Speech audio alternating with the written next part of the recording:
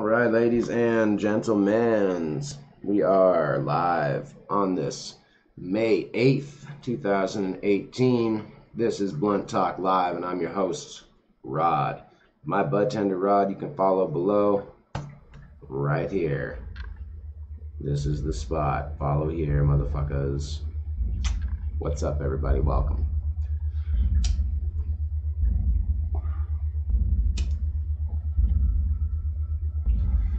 Today we're just looking at some cannabis news from across the globe in the country. There's not a lot specifically happening in the state of Nevada for cannabis news right now. It's a little disappointing, but you know, it is what it is.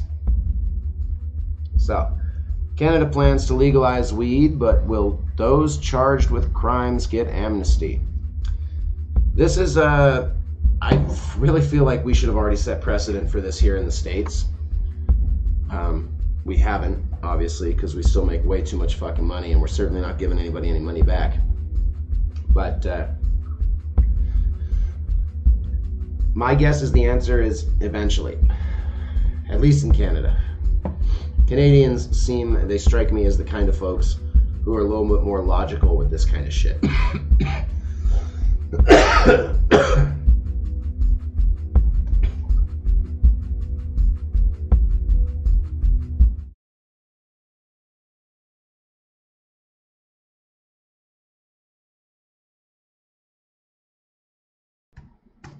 All right, that was the first puff of the morning. Forgive me, folks. Little coughing fit.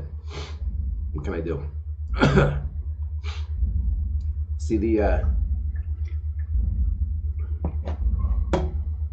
amnesty for cannabis crimes is really, I think, our next big push, right? Like, I got a record, right? It's not an extensive record, but it's there, and it's from smoking weed, you know, getting busted smoking some weed.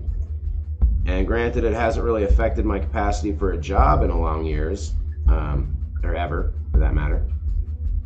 You know, I guess it could potentially keep me from becoming like, I don't know, a kindergarten teacher or something, maybe. I guess, I don't know.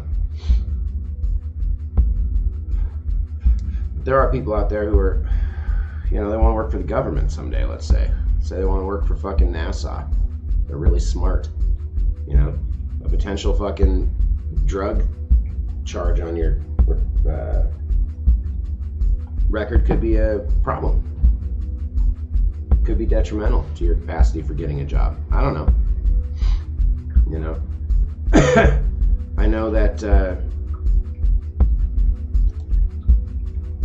What the fuck? That's weird. I know that a lot of companies in Nevada and California and Colorado have stopped either testing or disqualifying people for cannabis testing. So like it's clear that they don't give as much of a shit these days, at least in the legal states, about your cannabis history and use. But a drug charge is a drug charge, folks. So let's hope the folks in Canada pull their heads out of their ass, give themselves some fucking legal cannabis opportunity, and also, you know, an opportunity to expunge records and clean records up, give people their futures back. This program wants to teach your doctor about cannabis inside Colorado's holistic. I love when they put these up here. Holistic Cannabis Academy. All right, so they're gonna use it as a healing tool. In the United States, it's against the law to refer to cannabis as a cure or a healer of anything. You can say that it helps mitigate fucking what do you call it? Symptoms. You can say it helps mitigate symptoms, but you can't say that like this shit cures cancer. If you're fucking selling the stuff, you get in trouble for that. A, because it doesn't just cure cancer, and B, it's a medical claim that is unscientifically backed. So this is neat. Cannabis synergy, whole body health. Okay. So it's another advertisement in the news on Leafly for another holistic cannabis company, which I have mixed feelings about. I mean, I'm glad that those companies are out there. I'm glad that they're doing what they do. This one seems geared towards teaching doctors about the medical aspects of cannabis, I guess, which is probably something they're not getting in med school. I'm just guessing. Just a guess. You know, I'm not a toaster scientist or anything. I just got a feeling. Oh, Cynthia Nixon catches heat for calling cannabis licenses in black community a form of reparations. Saw that coming. Looks like Cynthia Nixon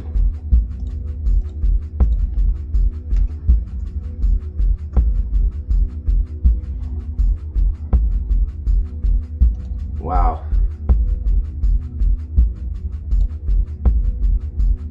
That's Cynthia Nixon. I covered this story yesterday, and admittedly I pulled a little bit off the cuff. I didn't really research the lady Cynthia Nixon. I did make the supposition that she was probably a person of color. Right? That's the correct term these days. Fucking. I got very little respect for certain semantics. Right, person of color is too broad, first of all. Doesn't identify remotely a person's heritage, where they come from, their culture. I mean, granted, is any of that relevant? I don't know. But I mean, if you're going to put a designation based on fucking race in front of somebody's, existence, then yeah, I guess it does. Anyway, they're all pissed off now. If this lady was black, okay, this lady right here, if she was black, no one would be talking about this. They'd be saying, oh, she's right. She's right. Cannabis licenses in black communities are a form of reparations. But she is a white lady, so she's not allowed to have a fucking opinion on the matter, even if it's the right opinion. Just a point of fact there, folks. Sorry, this is Smoke to Think On's Blunt Talk Live. I don't sugarcoat shit. I'm gonna tell you what's real. And that's real. If she was black, this whole article by The Root would be praising her, not saying how she's catching heat.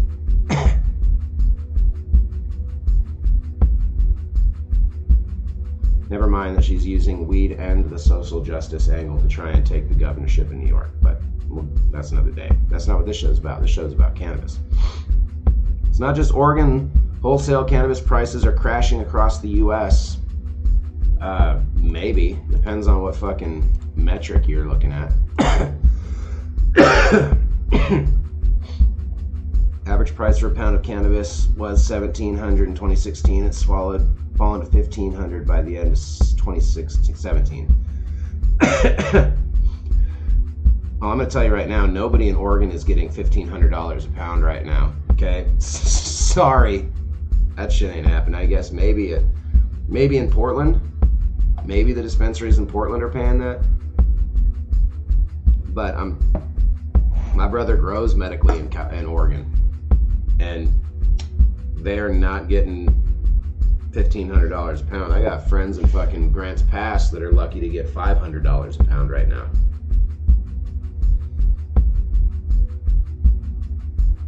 As far as the rest of the country is concerned, the Cannabis Benchmarks US Spot Index, which tracks marijuana prices, I really don't know much about that organization and how accurate or what the scope of their data is. So maybe this is accurate, $1,700 a pound, $1,500 a pound. I don't know, maybe that's true for the whole state or the whole country. But in Oregon, they made the same mistake that they had in California, but California's already got recourse for it. And that's that they expected the recreational market to go like it did in all of the other states, and they forgot that Oregon and California produce more fucking weed than Illinois produces corn or soy.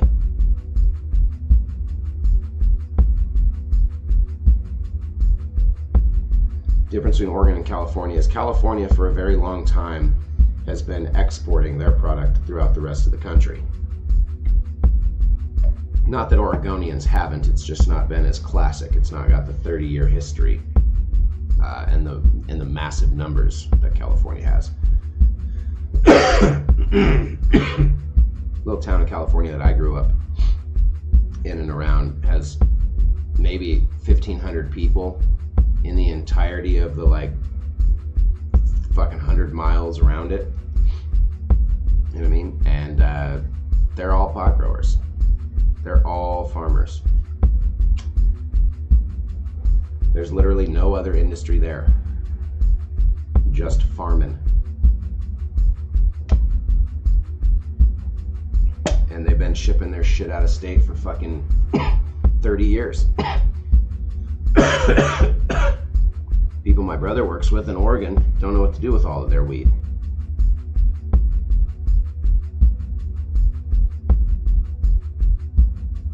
No one in California is going, I don't know what to do with all this weed.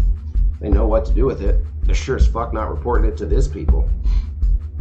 They're not telling the Cannabis Benchmarks US Spot Index anything about their fucking price ranges.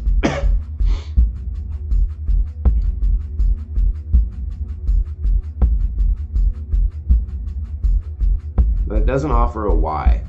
And that's a little bit of a problem for me.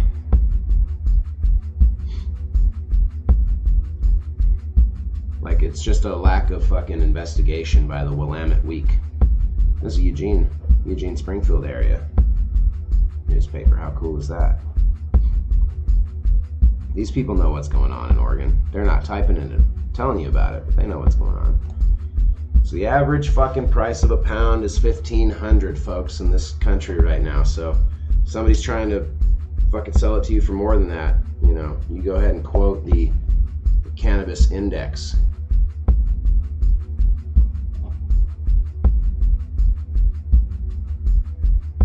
Cannabis sales to exceed hard liquor sales by 2020. Not fucking surprising. That's probably a global metric, I'm guessing. Let's investigate. Oh, that's investing. I'm dyslexic. I added letters. What can you do? What can you do?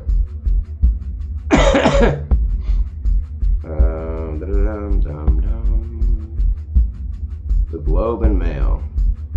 Oh, it's Canada. Okay, oil prices in Canadian dollar are lower. The fuck? I hate this shit. All this extra bullshit. Can I just get the fucking...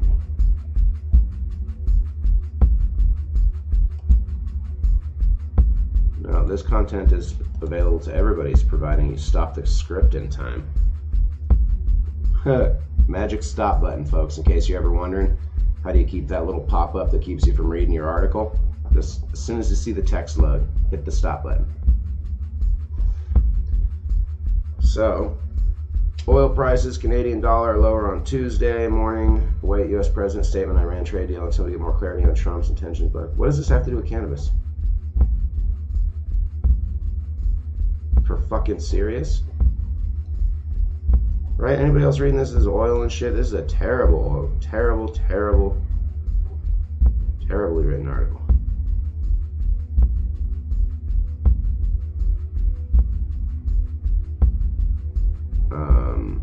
What? Damn, the Globe. You really got to figure out the Globe and Mail. You got to figure out formatting. This is terribly done. Just a couple little equal signs. That's what we're going to use to separate articles. And you're going to fucking headline this goddamn thing. Come on. Come on. Do I got to be everybody's journalism teacher? Jesus. So the Canadian something Bureau of Cannabis, I'm guessing. I don't know what the fuck that stands for, and they're not going to tell us. Released report predicting marijuana sales outstrip liquor sales, closing on spending levels equal to wine 2020. We believe 2020 legal market for adult use cannabis will approach reach 6.5 billion retail sales. Greater amount of the spirits sold in this country. Part of the shadow economy becomes legitimate business. We estimate private firms will generate near $1 billion in EBITDA. Damn, the Globe and Mail. You're not gonna tell us what any of the acronyms mean? You're not gonna fucking... You're just not gonna do your job? Is the Globe and Mail like the old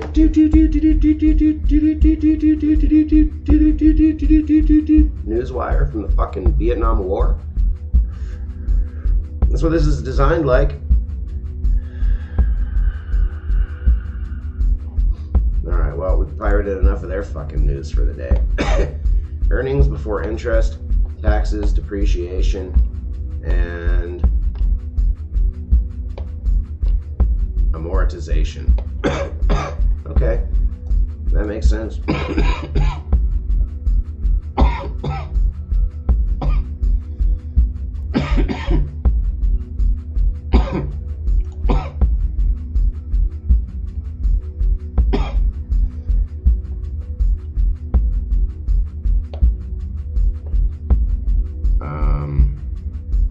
So thanks, Globe and Mail, for using a completely and totally arbitrary fucking acronym.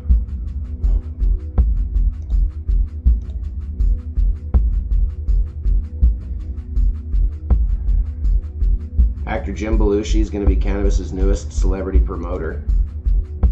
I mean, there's a new celebrity promoter for cannabis every 15 minutes. One of these old famous people that have become irrelevant have decided to strap into the fucking branding element of cannabis.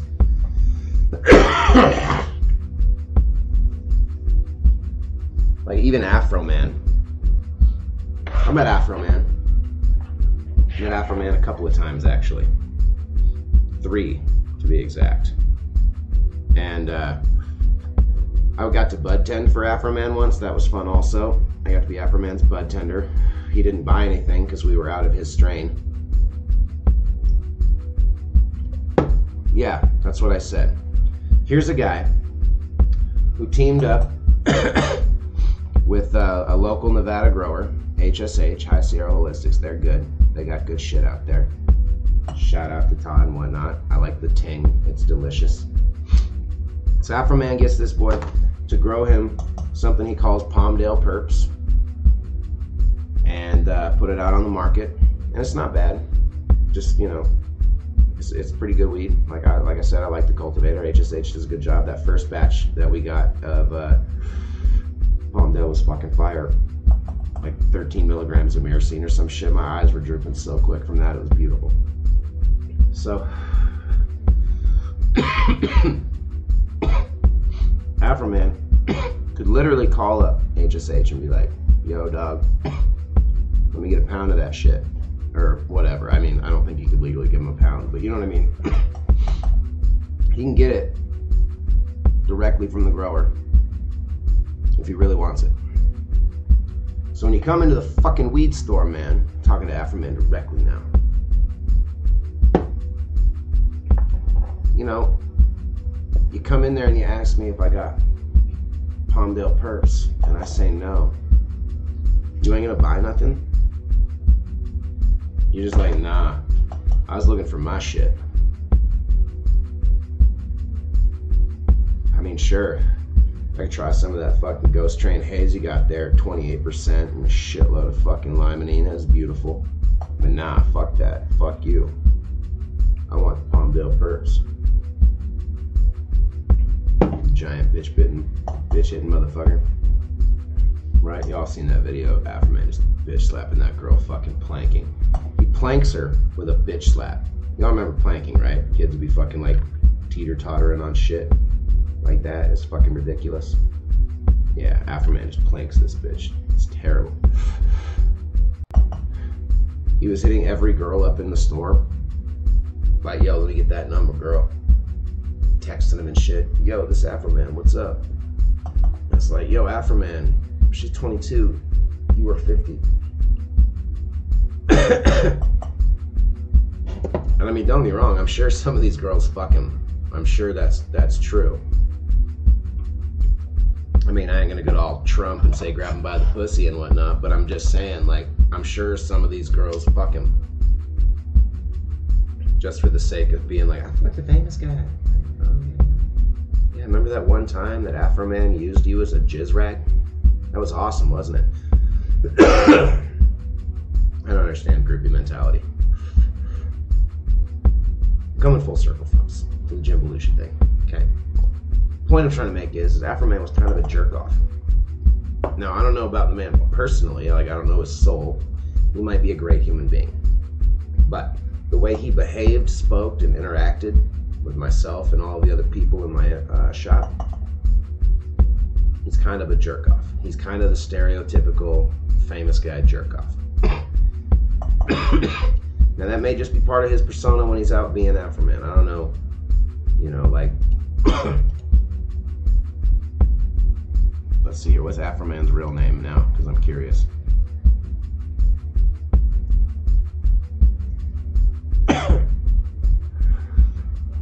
Joseph Edgar Foreman. Yeah, so like, there we go. I don't know how Joseph Edgar Foreman is. I don't know if he's a nice guy. You know what I mean? He may be a very sweet and fucking delightful human being. But Afro Man was a jerk off. We all had tried to hit him up to fucking smoke at his concert as he was walking through the fucking crowd. He's and it's like, dude, don't get me wrong. I get it. You shouldn't, have to smoke with everybody, or you know what I mean. Like, he's not obligated to do it. I'm not saying that he was, but when you throw a fucking private concert and party for the people in the industry who are about to make you a fuckload of money, and literally your shtick in life is being like the weed rapper, you almost gotta plan that out. Like, I'm only gonna take one puff from every joint that's passed me, and he could even explain it like, thanks dog, that's good shit, go about his fucking business. You know what I mean? He don't gotta sit there and smoke a whole blunt with a man, but take a puff off our weed, like we were the only store in the fucking world selling his weed. We got to debut the shit. We had it on the fucking shelf first. Man don't want to smoke with us. You know what I'm saying? It's not obligated. But I'll tell you right now, this YouTube channel blows up and you see me at fucking High Times Cannabis Cup and ask me to smoke a joint with you, I'll probably take a puff and I'll probably do it like this. So I ain't even putting my lips on it because I don't know where you've been, but I have the respect to respect where you're coming from as a fan to be like, hey, he just want to be able to tell his homies how he smoked a weed with my bud tender rod. I could dig it.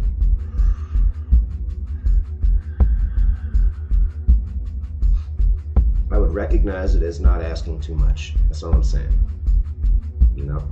It's not asking too much.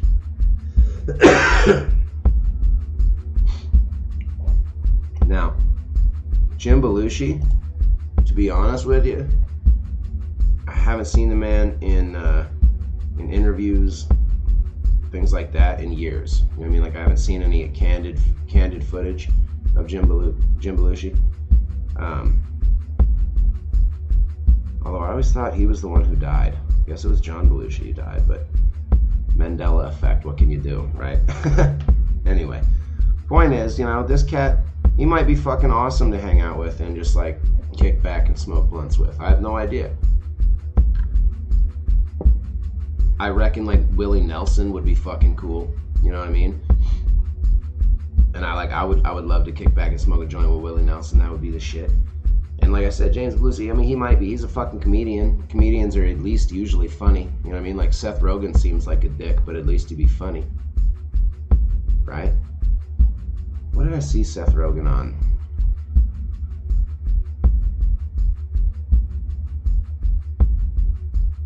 I forget the show.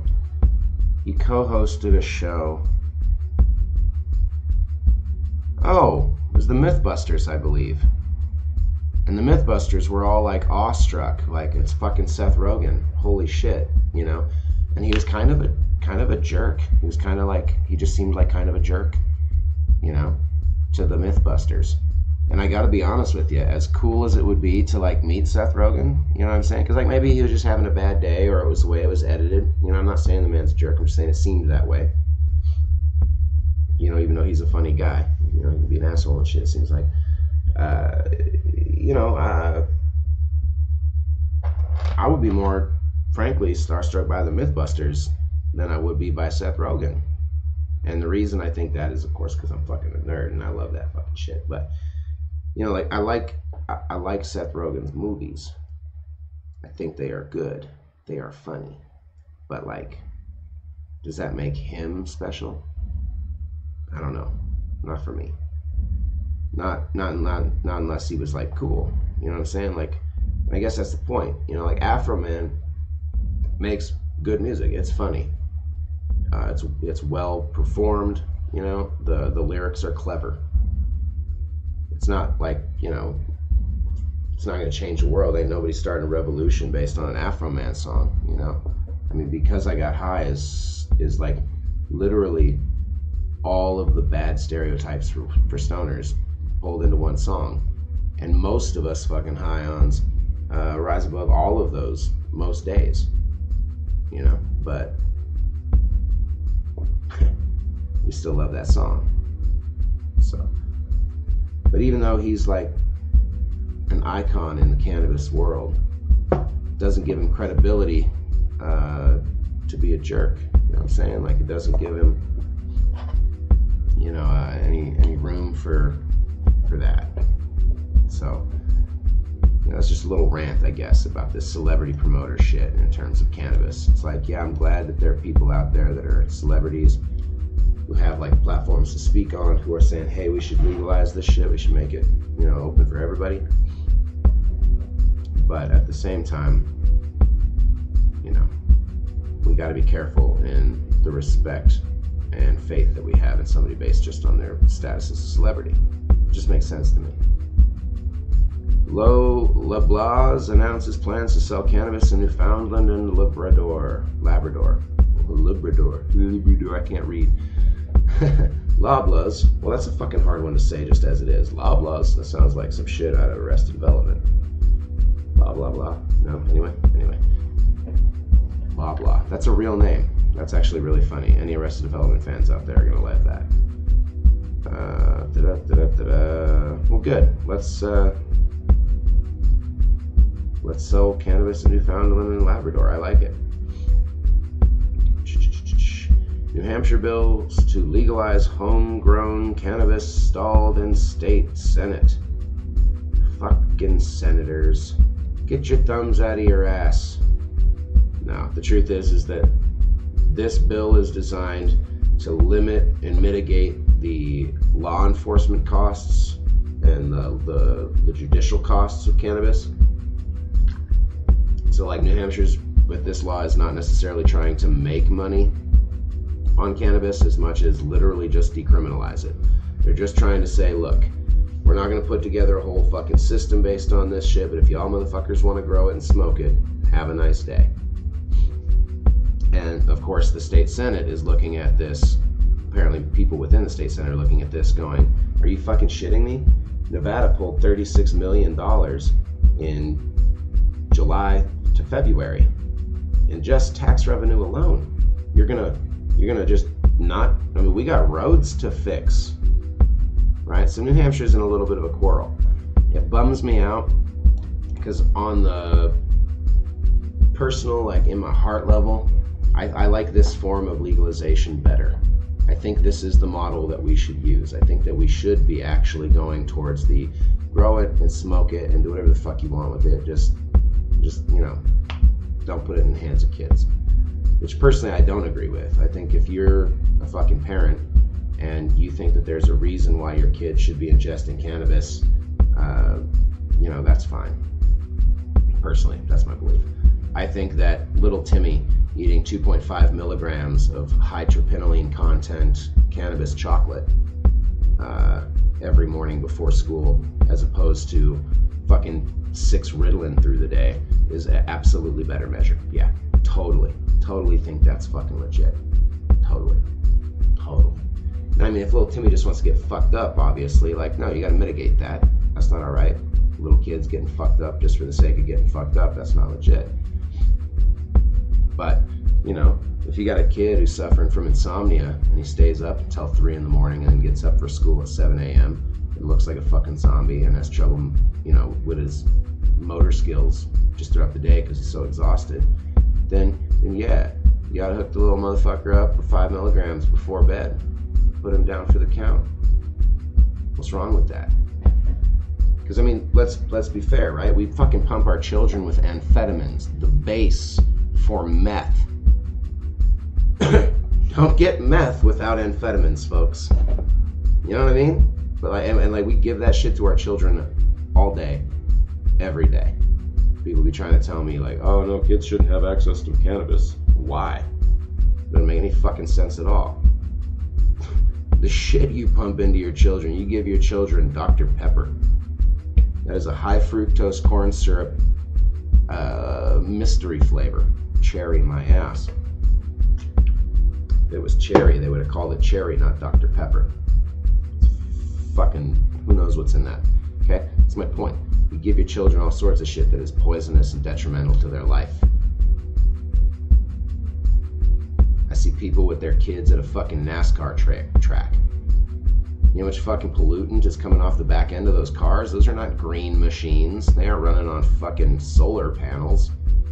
People out there bitching and moaning about people driving SUVs and Hummers and then bringing their fucking kids to things like racetracks. Now I realize there are no liberals at a NASCAR track who give a shit about climate change. I'm just being, you know, it's an example of a place where the air is dangerous to breathe. But my point does not move based on the fact that no liberals who care about climate change are ever going to be found dead at a NASCAR track. Let's move on. Medical cannabis sales projected to increase. Really? Really? You think so? That has not been the case so far in Nevada as far as my anecdotal experience. I would sell weed to people at least 4 or 5 times a day who used to be medical patients and now that it's recreational didn't bother to renew their medical. So let's see. Aura Step Consulting, the global medical cannabis market in 2016 was valued at $12.67 billion and it's projected to reach $33.4 billion by 2022. They're just making this shit up, guys. At a CAGR 17.53%. Once again, journalism 101. Fuck. You know, this right here should most definitely have. This right here should most definitely have parentheses describing what all these letters actually mean. It's just bad journalism. It feels like this is a Canada problem.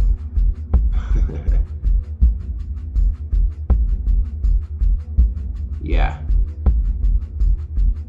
I have bad news for these folks. That does not seem to be the way it goes in terms of the recreational states. Now, to be fair, in the United States at least, medical cannabis is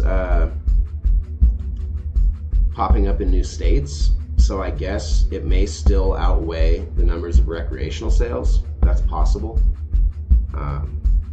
So I mean, you know, we'll give PR Newswire their dues. Ontario's Cannabis Product Call offers clues on forthcoming retail marketplace. Man, Canada is gearing the fuck up for this legalization. National music promoters want a slice of the cannabis pie. Yeah, that makes sense. Mixing music and weed together. It's just as smart as cannabis dinners. California cannabis investing, understanding ownership and financial interests. We'll open that one up just for later. 9 ways to help mothers incarcerated for cannabis. Let them go. We just need one. Leave them alone. The fuck? Maine is moving towards recreational cannabis marketplace. Go Maine. Go Maine. How cool is that? Voters will be asked to approve cannabis taxes in June primary. Lompoc record. This looks like California. Because I still don't know how they're going to fucking tax it in California overall. I guess they're still juggling, is what I've been told. While people smoke up, officials monitor Sacramento Cannabis Cup. Yeah, and from what it seems like, everything went pretty fucking smooth. Cannabis for all. Why vendors are diving in. Oh, why seniors are diving in. Damn. Eyes are fucked. The reason is because they're old, and for the majority of their lives, they've believed the lies that they were told about cannabis, and they are looking around and going, you know what? I'm old. I don't got a lot left to lose. Fuck it. It doesn't seem like that shit's that bad. I'm gonna give it a shot. Then they do, and then they tell their little friends at the sewing circle, like, Betty, you gotta try this fucking OG Kush I was smoking last week. It was fire. Could you pass me the yellow heart yarn? You know what I'm saying? Cynthia Nixon speaks at the 2018 NYC Cannabis Parade, and everyone wishes she hadn't. Avoid these obvious mistakes when investing in cannabis stocks. I love these kinds of headlines. And this, of course, is from Forbes. If it's a fucking obvious mistake, who's making it? Like, that doesn't make any sense based on the context. It's obvious, then, you know, I digress. Anyway, ladies and gentlemen, that does seem to be the cannabis news off Google News today. I am Rod. Follow down below at my Bud Tender Rod on Instagram. Subscribe to the YouTube channel for morning news. I will see y'all later. Have a good day.